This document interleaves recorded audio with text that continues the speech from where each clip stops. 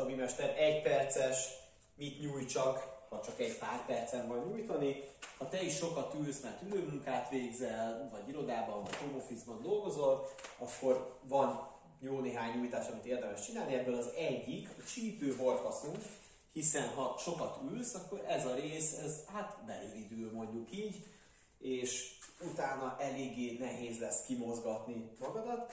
Ezért próbáld meg minél többször beilleszteni a napodba, pláne ha home office-ban vagy és nem néznek bolondnak a kollégáid, hogy lejössz féltérdre, egy ilyen féltérdelő helyzetbe, a térded a csípőd alatt, a térded a bokád fölött, és azt a lábadhoz tartozó oldali kezedet, amelyiken térdelsz, fölemeled magasba, és elkezded nyomni a csípődet előre, óvatosan. Jó, fontos, hogy közben nyújtózkodj, folyamatosan törekedj fölfele nyújtózkodj, fejtetővel is, meg a kezeddel is. Ennek az az értelme, hogy ne a derekadat nyomd bele és a derekadat fájdítsd meg, hanem hogy a csípő horpasz izmait tudjuk nyújtani itt elől. Tehát emeld föl a karodat, és óvatosan told bele a csípőt, próbálj ellazulni úgy, hogy csak a légzésedre figyelsz, majd engedd vissza.